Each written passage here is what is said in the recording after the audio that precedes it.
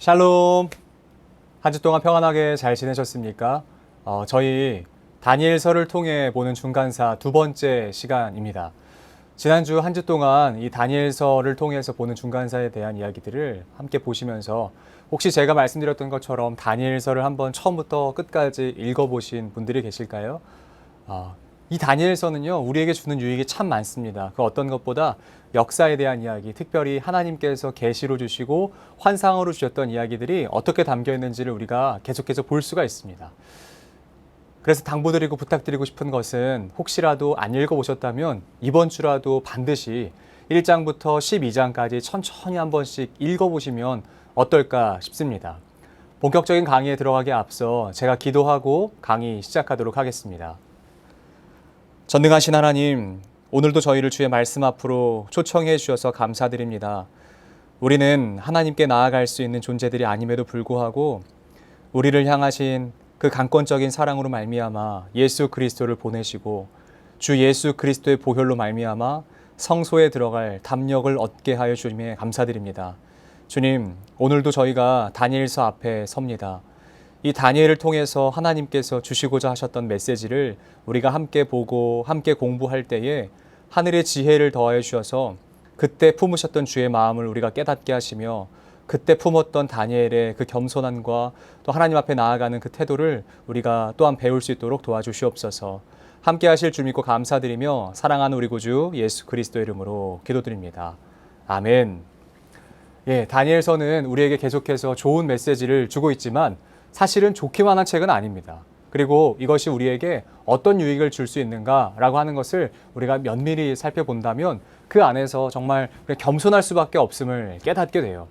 많은 학자들 중에 두 파로 나뉘는데 한 파는 다니엘서는 후대에 쓰였다라고 얘기하게요. 그러니까 훨씬 이후에 쓰였다. 그 모든 것들이 예루살렘의 멸망과 모든 것들을 다 본 이후에 그러니까 BC 주전 100년경에 쓰여졌다라고 보는 학파가 있고요. 또 한 파는 아니다. 다니엘서는 말 그대로 600년대에 쓰였다라고 말하는 파가 있습니다. 저는 600년대에 쓰였다라고 지지하고 봅니다. 왜냐하면 하나님의 말씀이고 하나님의 일을 맡긴 하나님의 선지자였기 때문이라고 믿기 때문입니다. 이 안에서요, 우리가 함께 볼 때요, 다른 어떤 것보다 우리가 가져야 될 태도는요, 겸손함입니다. 겸허함입니다. 왜냐하면 하나님께서 다니엘에게 이 말씀을 보여주시고 이 말씀을 대하시고 이 말씀을 보여주실 때, 함께 하실 때 다니엘이 가졌던 태도가 바로 겸손함이었기 때문에 그렇습니다. 자, 이제 다 함께 본격적으로 강의 함께 들어가 보실까요? 지난 시간에 우리가 함께 봤던 것은 첫 번째, 느부갓네살의 첫 번째 꿈에 대한 이야기를 마지막으로 하면서 말씀을 마쳤습니다. 그 말씀 가운데는 이런 말씀이 기록되어 있죠. 그 우상의 머리는 순금이요, 가슴과 두 팔은 은이요, 배와 널쩍다리는 노시요, 그 종아리는 쇠요, 그 발은 얼마는 쇠요, 얼마는 진흙이었나이다. 또 왕이 보신즉 손대지 아니한 돌이 나와서 신상의 쇠와 진흙의 발을 쳐서 부서뜨리매 그때의 쇠와 진흙과 놋과 은과 금이 다 부서져 여름 타작 마당에 겨같이 되어 바람에 불려간 곳이 없었고 우상을 친 돌은 태산을 이루어 온 세계에 가득하였나이다. 아멘. 느부갓네살이 처음 꿈을 꿉니다. 그리고 그 꿈을 꾼 이후로요, 그 나라에 있었던 모든 지혜로운 사람들을 다 모으는 거예요. 보통 꿈을 해석해라 라고 이야기하려면요, 꿈의 내용은 이야기해 줘야죠. 근데 사람들이 그 꿈을 자기 마음대로 해석하고 자기 이로운 대로, 왕이 듣기 좋은 대로 해석할까 봐요, 꿈의 내용을 이야기해 주지 않습니다. 그래서요, 박수와 점술가들 모든 사람들이, 지혜자들이요, 다 죽게 생겼어요. 순차적으로 죽어 나가는 과정 중에 있습니다. 순서대로라면 이제 곧 다니엘과 세 친구가 죽게 되는 상황이에요. 그때 다니엘 하나님 앞에 무릎 꿇고 하나님께 구할 때 하나님께서는 다니엘에게 하나님의 그 말씀, 하나님의 그 예언, 느부갓네살에게 이루고자 하시는 하나님의 그 뜻을 다니엘에게 보여주십니다. 그 꿈에 대한 해석을 다니엘이 이 느부갓네살에게 이야기하죠. 그리고 그 꿈은 전혀 내용을 들어보지 못했던, 그러니까 내용에 대해서 듣지 못하고 다니엘은 그저 하나님께 받은 지혜로 말미암아 느부갓네살에게 해석해 줍니다.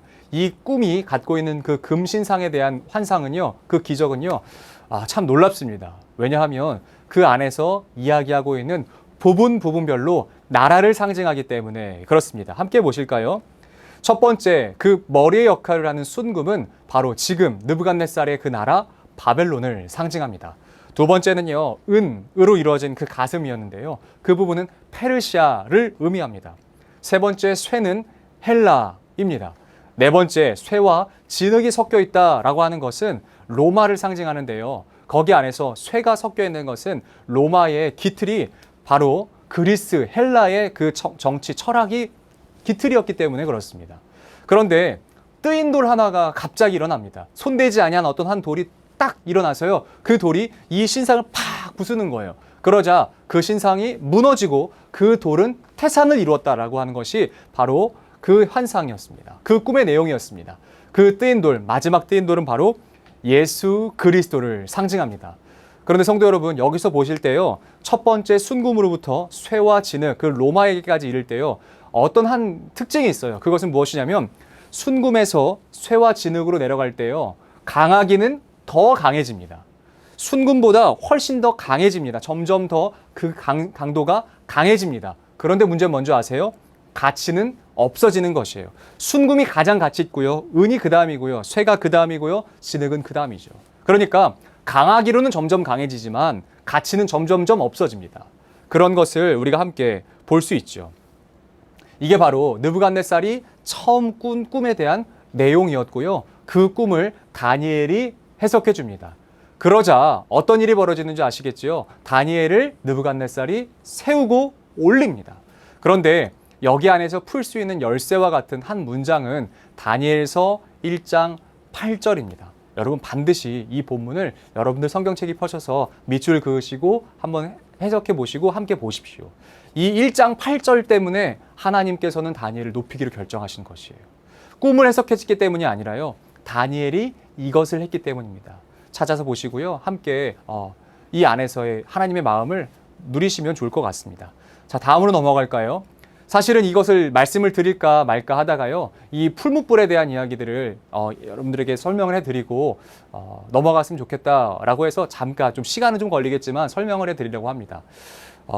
말씀해 보면 누구든지 엎드려 절하지 아니하는 자는 즉시 맹렬히 타는 풀무불에 던져 넣으리라 하였더라 라고 그 명령이 이미 떨어진 상황이에요. 그런데 잘 아시다시피 다니엘의 세 친구가요, 그 신상 앞에 절하지 않기로 결정합니다. 그 신상 앞에 엎드리지 않기로 결정합니다. 그런데 놀라운 건 이거예요.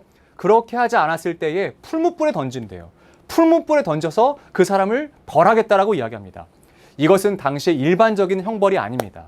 당시의 일반적인 형벌은 무엇이냐면 그 집을 재로 부서뜨리거나 무너뜨리거나 불로 태우는 것이 일반적인 형벌입니다. 그런데 그 사람을, 죄를 지은 사람을 풀무불에 던지운다라고 하는 것은 결코 일반적이지 않은 상황이었습니다. 그렇다면 왜 풀무불이냐는 것이에요. 그 이유는 조로아스터교가 당시의 유행이었습니다. 조로아스터교의 그 신의 아들이 바로 상징이 불입니다. 그러니까 불이 어떤 것을 의미하냐면 그 불이 사람을 정화한다라고 그 조로아스터교를 믿었던 사람들이 그렇게 불을 신상했어요. 그러니까 날개와 불을 신상하던 교가 바로 조로아스터교였습니다. 그래서 여기서 말하고 있는 풀무불에 던져서 그 사람들에게 형벌을 내린다는 건 무슨 뜻인지 아시겠어요? 그 사람들로 하여금 불로 형벌을 받게끔 하는 것이에요. 그러니까 이것은 단순한 것이 아니라 종교적인 전쟁입니다. 그러니까 조로아스터교가 하나님보다 강한 것을 말해주고 싶은 것이었어요. 일반적인 상황이라면 풀무불에 던지면요, 사람은 그냥 타 죽습니다. 그리고 그거 아시죠? 평소보다 7배, 7배, 그러니까 여기서 말하는 7배는 숫자적인 개념으로의 7배가 아니라요, 그냥 완벽하게 더 강하게 만든 7배를 상징하는 것입니다. 그러니까 평소보다 훨씬 더 강력한 그 화력으로 사람들을 넣으려고 했던 것이었어요. 이 명령을 어기는 사람을 넣으려고 했던 것이었어요. 이것은 단순히 그 사람을 벌하겠다는 것이 아니라 무슨 뜻이라고요? 종교전쟁이라는 것입니다. 사람을 정화하겠다라는 것이에요. 조로아스터교를 믿는 그 조로아스터교로 말미암아 그 사람을 이제는 정화시켜서 새로운 사람을 만들겠다라는 것이에요. 그 권세 앞에 무릎을 꿇리겠다라는 것이었어요. 그런데 잘 아시다시피 어떻게 되었나요? 그 안에서 죽었나요? 죽지 않았나요? 죽지 않고 한 세 사람이 들어갔지만 네 사람이 걸어다니는 것과 같은 형상을 보였습니다. 결국에 누가 강하다는 것일까요? 우리 하나님이 정말 신중의 신이라는 것입니다. 이 일로 말미암아 다니엘의 세 친구도 높여지게 되는 결과를 낳은 것을 볼 수 있습니다. 자, 그리고 우리 이어서 느부갓네살의 두 번째 꿈과 벨사살 잔치에서의 글자에 대해서 함께 보도록 하겠습니다. 다니엘서는요, 어떤 구조를 갖고 있는데, 문학적으로 구조를 갖고 있는데 이것을 다 설명드리기엔 너무 시간이 부족해요. 왜냐하면 지난 시간에도 말씀드렸다시피 저희 청년들과는 이것만 가지고요, 무려 한 4주, 5주 정도를 봤거든요. 그러니까 그 얘기를 지금 저희가 이렇게 나눠서 말씀드릴 수가 좀 없을 것 같아요. 이 짧은 20분, 30분 정도의 시간 안에요. 근데 한 가지, 이 느부갓네살의 꿈이 나온 4장과 벨사살 잔치가 나온 5장은 병행을 이룹니다. 같은 이야기가 동일하게 기록되어 있어요. 그런데 이것이 병행임과 동시에 비교를 이룹니다. 그러니까 하나와 이 하나는 다른 얘기예요. 그러니까 같은 구조를 갖고 있지만 이 안에서 결과는 전혀 다른 것을 우리가 함께 볼 수 있습니다. 4장에 나온 첫 번째 느부갓네살의 두 번째 꿈에 대해서 한번 먼저 말씀드려 볼까요? 이 말이 아직도 나 왕의 입에 있을 때에 하늘에서 소리가 내려 이르되 느부갓네살 왕아 내게 말하노니 나라의 왕위가 내게서 떠났느니라 라고 하나님께서 느부갓네살에게 말씀하십니다. 그런데 잘 아시다시피 이 당시에 느부갓네살은요, 전 세계를 통치하던 왕입니다. 전 세계의 모든 군대가 느부갓네살이라는 이름 앞에 무릎을 꿇을 수밖에 없던 권위와 건세와 능력과 파워를 갖고 있었던 왕이에요. 그러니까 군대와 군대로 전쟁을 하면요, 느부갓네살을 무릎 꿇을 수 있는 사람이 그 누구도 없었던 상황에 언제 이 말이 펼쳐졌냐면 그때 아무도 대적할 수 없는 가장 흥황해 보일 때, 그때 하나님의 말씀이 딱 하고 임합니다. 그래서 느부갓네살에게 이렇게 말씀하시는 거예요. 느부갓네살아, 너의 나라의 그 왕위가 너에게서 떠났다. 어떻게 이런 말씀을 하실 수 있었을까요? 느부갓네살에게 먼저 주셨기 때문에 그래요. 그러니까 느부갓네살이 싸움을 잘하고 느부갓네살이 유능하고 유명하고 힘이 강해서가 아니라 하나님께서 그에게 잠시 그것을 맡기셨을 뿐이에요. 하나님께서 느부갓네살에게 잠시 주셨기 때문에 느부갓네살이 가진 것뿐이에요. 느부갓네살의 잘남 때문이 아니라 하나님께서 그에게 잠시 주셨기 때문에 느부갓네살이 가지고 있었어요. 그런데 하나님께서 뭐 하시는 거예요? 이제 그것을 가져가시겠다라는 거예요. 그러므로 느부갓네살은 원래 자기 것이 아니니까요, 아무것도 할 수 없는 존재가 되는 것입니다. 너에게서 너의 나라의 왕위가 떠났다 라고 하나님께서 느부갓네살에게 말씀하세요. 그리고 실제로 느부갓네살은 단 한 번에, 단 한순간에 그의 모든 권위와 권세를 다 잃죠. 그리고 마치 짐승처럼요, 수염도 깎지 못하고 몸에 난 털도 깎지 못해서 정말 짐승과 같아 보였대요. 그래서 실제적인 문헌 안에서 느부갓네살의 이 기간에 기록이 없습니다. 그러니까 그만큼 느부갓네살이 아주 절망적인 상황으로 빠지게 됐습니다. 그런데 하나님께서 그에게 말씀하신 것이 무엇이었냐면 겸손하라. 하나님께서 그렇게 말씀하셨어요. 겸허하게 돌아오라라고 말씀하실 때 느부갓네살이 어떻게 하는지 아세요? 일정의 시간이 지나면 돌아올 것에 대한 하나님의 말씀을 신뢰합니다. 시간이 지나서 다시 올 것에 대해서 하나님께서 말씀하셨고요, 느부갓네살은 그것을 믿음으로 믿고 기다려요. 그런데 문제는 무엇인 줄 아세요? 5장에 나와 있는 벨사살 잔치에서의 동일한 것을 하나님께서 벨사살에게도 동일하게 말씀하십니다. 5장 말씀입니다. 사람 중에서 쫓겨나서 그의 마음이 들짐승의 마음과 같았고 또 들나귀와 함께 살며 또 소처럼 풀을 먹으며 그의 몸이 하늘 이슬에 젖었으며 지극히 높으신 하나님이 사람의 나라를 다스리시며 자기의 뜻대로 누구든지 그 자리에 세우시는 줄을 알기에 이르렀나이다 라고 여기서 말하죠. 여기서 말하는 게 어떤 얘기였냐면 바로 느부갓네살에 대한 하나님의 말씀에서 그것이 어떻게 임하냐면 하나님께서 이제 너가 다 쫓겨나게 될 거야. 너가 이제 다 끝날 거야. 너의 권세는 다 끝날 거야. 그리고 누가 진정한 왕이고 누가 진정한 하나님인지 너도 알게 될 거야 라고 말씀하셨어요. 그때에 느부갓네살의 반응이 나옵니다. 4장 31절에 이렇습니다. 그 기한이 참해 나 느부갓네살이 하늘을 우러러 보았더니 내 총명이 다시 내게로 돌아온지라 이에 내가 지극히 높으신 이에게 감사하며 영생하시는 이를 찬양하고 경배하였나니 그 권세는 영원한 권세요 그 나라는 대대에 이르리로다. 자, 이 고백을 누가 하는지 아세요? 당시의 최고의 왕이었던 느부갓네살이 합니다. 그러니까 이것이 언제 이루어지는 것이냐면 예루살렘 성전이 다 멸망당하고 예루살렘이라고 하는 흔적밖에 남지 않은 그 상황 가운데에 이방신이, 그 나라를 짓밟았던 이방 나라의 왕이, 신처럼 여겨졌던 그 왕이 하나님 앞에 무릎 꿇고 하나님 찬양하는 거예요. 누가 진정한 신이냐? 누가 진정한 하나님이냐? 누가 진정한 보좌에 앉을 만한 왕이냐? 라고 하는 질문에 느부갓네살이 두 손 두 팔 다 드는 거예요. 저는 아닙니다. 하나님이 진정한 하나님이라는 거예요. 당신이 지극히 높으신이라는 거예요. 그러므로 우리의 상황이 무너졌다고 하나님의 그 계획과 하나님의 뜻이 끝난 것이 결코 아닙니다. 내 기대가 끊어졌다고, 예루살렘 성이 멸망된 것처럼 내 기대가 끊어졌다고 하나님께서 일하시지 못하는 것이 아닙니다. 때로는 내 기대가 꺾여야 하나님이 다른 곳에서 찬양받으시는 거예요. 때로는 내 소망이 없어져야 하나님께서 더 많은 곳에서 찬양받으시는 거예요. 왜냐하면 그 모든 선지자에게 하나님께서 말씀하세요. 내가 이 예루살렘 성 멸망시킬 거다. 내가 이 예루살렘 성 무너뜨릴 거다. 라고 하나님께서 이미 경고하세요. 특별히 하박국 선지자에게요. 그러자 하박국 선지자가 이렇게 이야기하죠. 하나님, 어떻게 성전이 멸망당합니까? 다른 건 다 건드셔도, 하나님 다 멸망시키셔도 성전은 안 됩니다. 성전은. 이라고 했을 때 하나님께서 뭐라고 말씀하시는 줄 아세요? 그 유명한 말씀.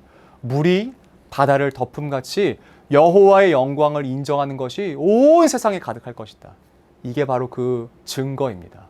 느부갓네살 왕이 여호와의 영광을 인정하는 것이었어요.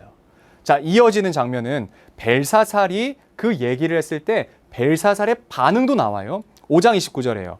이에 벨사살이 명하여 그들이 다니엘에게 자주색 옷을 입히게 하며 금 사슬을 그의 목에 걸어주고 그를 위하여 조서를 내려 나라의 셋째 통치자로 삼으니라 라고 이야기를 해요.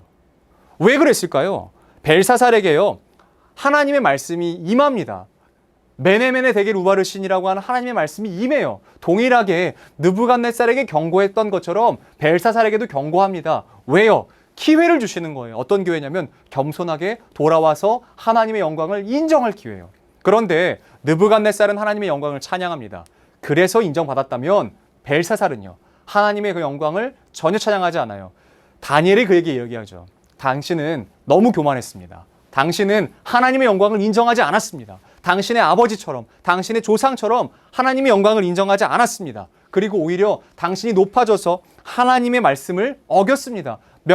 그 명령을 다 어겼습니다. 그리고 심지어 지금 성전에 그 금그릇을 가지고 와서 술잔치하고 있는 당신은 하나님께서 멸하시기 충분한 상황입니다. 라고 했다면 그때 돌아서야 되는 것이었어요. 벨사살이 그때 도망갔어야 됐어요. 하나님 앞으로, 하나님의 보좌 앞으로 그때 도망갔어야 돼요. 하나님 앞으로 그때 나아갔어야 돼요. 기회를 주셨거든요. 돌아설 기회를 주셨거든요. 근데 벨사살의 반응이 무엇인지 아십니까? 그저 다니엘을 높일 뿐이에요. 하나님에게 나아갔다는 이야기가 그 어디에도 없어요. 그러자 그 결과가 그날 밤에 멸하게 되는 것입니다. 제가 한 사진을 보여드릴게요. 이 사진은 어떤 사진이냐면 바벨론 성의 사진입니다. 잘 보이시다시피 이 바벨론 성의 중앙부에 들어가기 위해서는요, 물길이 있습니다. 배가 지나가는 물길이 있고요. 그 배가요, 그냥 사람들이 지나갈 수 있는 작은 통로가 아니라요, 한 척이 왔다 갔다 할 수 있는 정도가 아니라요, 어마어마하게 넓습니다. 어지간한 강 정도만한 넓이 정도의 그 물길로 있어서 배가 지나다닐 수가 있어요. 그리고 심지어는요, 이 물길이 삼중벽이라고 합니다. 삼중벽. 2개의 물길을 통과해야 돼요. 성벽도 3개를 통과해야만 성전, 그 왕이 임하는 왕의 궁전에 들어갈 수 있는 것이었어요. 그러니까 성전의 문을, 성벽의 문을 열지 않고는 그 어떤 사람도 여기를 넘어서 전쟁으로는 이길 수가 없습니다. 잘 아시다시피 전쟁에 대해 조금 아신다면 공성보다는 수성이 훨씬 쉽습니다. 성 위에서 막으면 되니까 수성이 훨씬 쉬워요. 그런데 벨사살은 하나님 앞에 겸손하게 돌아오지 않습니다. 벨사살이 하나님 앞에 돌아오지 않아요. 그러자 그날 밤에 고레스가 쳐들어왔고 그 고레스가 피 한 방울 흘리지 않고, 자기의 페르시아 군대는 전혀 피 한 방울 흘리지 않고 그 성 안으로 들어가게 됩니다. 그 성 안에 들어가서 이제는 다 술에 취해 누워있는 그 사람들을 그냥 짓밟기만 하면 되는 것이었어요. 통치권이, 모든 것이 다 이제는 고레스에게로 이양되는 과정 중에 있었던 것입니다. 그래서 질문은 이것이에요. 바벨론이 망한 이유가 고레스가 전투를 잘했느냐는 거예요. 바벨론이 망한 이유가 고레스가 전투를 잘했기 때문에 망했냐는 것이요. 그렇지 않다는 것입니다. 하나님의 그 주권과 주셨던 하나님이 보호하시지 않자 그 막강했던 바벨론이 하루아침에 멸망당한 것입니다. 그래서 세계사적으로 이런 속담이 있어요. 무너지지 않을 것만 같았던 것이 무너지면 저거 바벨론처럼 망한 거야. 저거 바벨론 성전처럼 무너진 거야 라고 하는 그런 속담이 있을 정도라고 합니다. 우리 이어서 다니엘의 네 짐승 환상에 대해서 함께 보고 싶습니다. 그 짐승은 어떤 것에 대한 짐승이었냐면요. 첫 번째는 사자가 나옵니다. 그리고 그 사자의 특징은 독수리 날개가 있어요. 두 번째, 곰은요, 몸의 한쪽을 들고 있대요. 그리고 그 이 사이에는요, 세 개의 갈빗대가 있다라고 이야기합니다. 세 번째, 표범은요, 표범인데 새의 날개가 달려 있어요. 그리고 그 표범에게는요, 머리가 4개가 달려 있습니다. 한 몸에 머리가 4개가 달려 있어요. 마지막 네 번째 짐승은요, 어떤 형체인지 정확하게 모르겠어요. 그러나 그 형체를 바라보는 것만으로도 너무 무서워요. 그리고 너무너무 강합니다. 매우 매우 강해요. 그리고 가만히 봤더니 그 형체의 머리에 뿔이 10개가 달려 있었다라고 합니다. 과연 어떤 것인가 라고 하는 것을 제가 지금부터 한번 설명해 드려보도록 하겠습니다. 첫 번째 그 사자는 바벨론을 의미합니다. 말씀을 잘 읽어보시면 아시겠다시피 첫 번째 그 사자는 바벨론을 상징하는 것이 바로 이 사자라는 것이었어요. 당시에 특별히 바벨론이라고 하면요, 그 이미지를 떠올릴 때 사자의 이미지를 떠올렸습니다. 왜냐하면 그 중동아시아, 그 중앙아시아 지역에서 가장 강력한 짐승이 사자였기 때문에 그렇습니다. 미국 하면 독수리를 떠올리잖아요. 그런 것과 마찬가지로 바벨론 하면 사자를 떠올렸어요. 그런데 그 사자에 독수리 날개가 있어요. 얼마나 강한지 아시겠죠? 사자에 독수리 날개가 있다는 것. 얼마나 강하냐. 이거 아주 강한 데가 끝이 없을 정도로 강했다라고 하는 것입니다. 두 번째, 페르시아입니다. 곰은 페르시아를 상징해요. 그런데 특징이 뭐였죠? 한 팔을 들고 있어요. 한쪽 몸을 들고 있어요. 그리고 그 이 사이에는요, 3개의 갈빗대가 있어요. 그러니까 곰이 그 3개의 갈빗대를 집어 삼켰다라는 것입니다. 이 3개의 갈빗대가 무엇이냐면 첫 번째, 리디아입니다. 리디아 지역을 페르시아가 삼켰죠. 두 번째는요, 바벨론을 삼켰습니다. 세 번째는요, 이집트를 삼켰습니다. 그러니까 이 3개의 나라를 통일해서 삼켜서 힘을 가지고 있었던 나라가 바로 페르시아였습니다. 그런데 더 큰 문제는 아직도 여전히 팔을 들고 있어요. 다른 것을 공격할 만한 나라, 그만큼 강력했던 나라였다라는 것입니다. 세 번째 표범은 헬라를 의미합니다.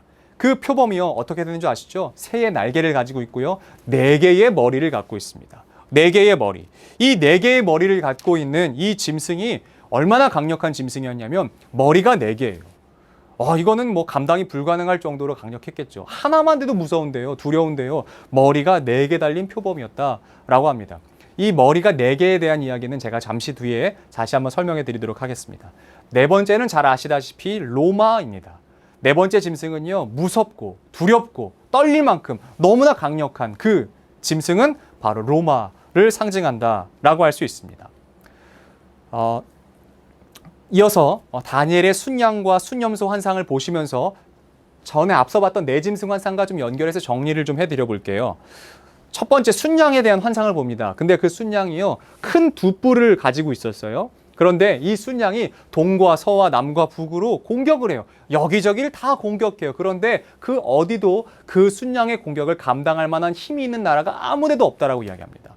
동서남북 어디에도 그 순양을 감당할 만한 데가 전혀 없었어요. 그리고 또 이어서 어떤 걸 보냐면 순염소가 갑자기 서쪽에서부터 옵니다. 서쪽에서부터 순염소가 오는데 그 순염소는요, 두 눈 사이에 현저한 뿔이 있대요. 그러니까 원래부터 뿔이 있는데 그 뿔보다요, 현저하게 강력해 보이는 뿔이 앞으로 나 있는 거예요. 그리고 그 뿔로 어떤 걸 하냐면 순양을 들이받아서 순양을 무너뜨리는 것이죠. 그 누구도 막을 수 없었을 것 같은 그 순염소가 무너뜨려 버립니다. 그런데 여기서 문제가 하나 발생하는데, 그 현저한 뿔이 더 강성해질 것 같아 보이는 그때 그 뿔이 꺾입니다. 그리고 그 뿔이 꺾이고 나서는요, 현저한 뿔이 4개가, 갑자기 원래 하나였던 뿔이요, 4개로 나눠집니다. 4개로 나눠져서요, 이 4개로 어떻게 되는 줄 아시겠어요? 이제는 뿔이 4개가 돼서 훨씬 더 두려운 존재가 되었다라고 하는 것입니다. 먼저 살펴보았던 우리 그 네 짐승 환상과 순양과 순염소 환상을 제가 좀 한번 정리를 해드려 볼게요.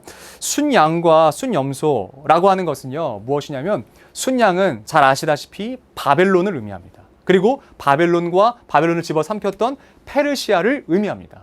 정확하게는 페르시아로 보는 것이 훨씬 더 명확합니다. 왜냐하면 그 리디아를 삼켰던 메대와 바사라고 하는 두 뿔을 가지고 있었던 페르시아였기 때문에 그렇습니다. 메대와 바사라고 하는 그 두 개가 합쳐진 순양이요, 동과 서와 남과 북을 다 쳤는데 그 어디도 대적할 만한 힘이 없었어요. 그런데 어느 날 갑자기 순염소가 서방에서부터 달려와요. 그것이 무엇인 줄 아시겠어요? 순염소는 바로 헬라를 의미합니다. 헬라라고 하는 그 나라가 거기서 뛰어와가지고요, 순양을 들이받았을 때에 순양이 힘도 못 쓰고 그냥 무너지는 것이었어요. 그 무너진 그 이후에 어떻게 되냐면요, 그 뿔 중에 한 뿔에서 또 작은 뿔 하나가 났대요. 그 4개로 나눠졌던 뿔 중에서요, 또 하나가 작은 뿔이 하나 났고요. 그리고 스스로 높아져서 군대의 주제를 대적하며 매일 드리는 제사를 없앴고 성소를 헐어버렸다라고 이야기합니다. 그러니까 이게 어떻게 벌어진 상황인지를 제가 한번 설명해 드려보도록 하겠습니다.